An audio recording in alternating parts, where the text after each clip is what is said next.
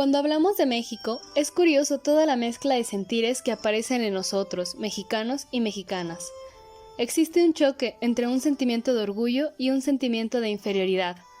Por una parte, nos sentimos orgullosos de la gran riqueza natural y cultural de nuestro país, pues México cuenta con 35 bienes inscritos en la lista de Patrimonio Mundial de la UNESCO, de los cuales 6 de ellos son naturales. Pero no solo tenemos paisajes y zonas arqueológicas impresionantes. La cultura es todo aquello que nos caracteriza y nos hace sentir mexicanos, como las tradiciones, la música o incluso la comida. Por otra parte, como bien menciona Samuel Ramos, al nacer México se encontró frente a un mundo civilizado. Se presentaba en la historia cuando ya dominaba una civilización madura. De ello nace un sentimiento de inferioridad que se agrava con la conquista y el mestizaje. México se compara con la inferioridad que siente un niño al notar la insignificancia de su fuerza en comparación con la de los adultos. La historia de México y de América en general se cuenta desde una visión eurocentrista. Se habla de el descubrimiento de América, pero América no fue descubierta, puesto que ya existía, ya tenía su propia historia, una historia totalmente diferente a la europea. Y al llegar la conquista española, solo se creó una invención de América, es decir, una nueva historia vista desde una perspectiva europea, una perspectiva que al ser tan diferente a la de América, no logró comprender la visión del mundo que aquí se tenía. Pero lograron convencer a las civilizaciones americanas de ser inferiores únicamente por ser diferentes a los europeos, tanto física como culturalmente.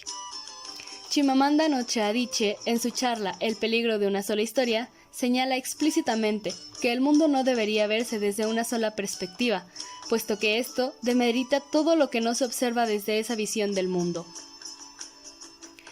Si bien es verdad que en el México precolonial no se tenía una filosofía como tal, puesto que la filosofía es una visión y cuestionamiento del mundo desde una perspectiva europea, el México precolonial tenía sus propias formas de observar el mundo, tenía sus propios cuestionamientos, basados en una cultura totalmente diferente a la europea. Un gran ejemplo de filosofía en el México precolonial son los poemas de Nezahualcóyotl, en donde resaltan la exaltación de la naturaleza y el cuestionamiento de la muerte. ¿Alguna vez te has preguntado, ¿actualmente en México prevalecen los ideales eurocentristas? Los ideales europeos están tan presentes en nuestros días que se han normalizado, hasta tal punto que no los reconocemos. Ejemplo de esto puede ser utilizar términos como indio de forma despectiva, el dar más valor al arte extranjero como la literatura, la escultura, la pintura o la música, la discriminación de personas indígenas, los estándares de belleza, la desaparición de las lenguas indígenas, el sueño americano, entre muchas otras. Entonces, ¿desde qué perspectiva estamos observando a México? Tenemos tan impregnadas las ideologías europeas que nos desvalorizamos a nosotros mismos. Tenemos tanto miedo al rechazo de las grandes naciones, tanto miedo a sentirnos inferiores, que terminamos copiando y reproduciendo los mismos patrones eurocéntricos, sin pensar si estos son positivos o negativos para nosotros, sin situarlos desde nuestro contexto nacional, sin voltear a ver nuestra propia cultura. Nosotros, como pedagogos y pedagogas, tenemos la posibilidad y la capacidad de intervenir desde una visión pedagógica.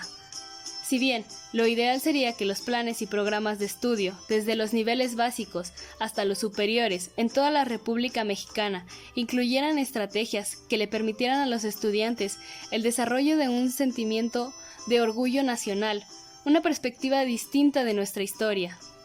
Pero no necesariamente tenemos que valernos del sistema educativo nacional para idear una intervención pedagógica enfocada en este tema. Gracias a la educación no formal, podemos hacer uso de diversos medios y estrategias. Con un poco de reflexión y creatividad, pedagogos y pedagogas podemos crear nuevas propuestas de intervención que nos permitan acercar cada vez más a las personas a nuestra propia cultura y así incrementar poco a poco el sentimiento de orgullo mexicano.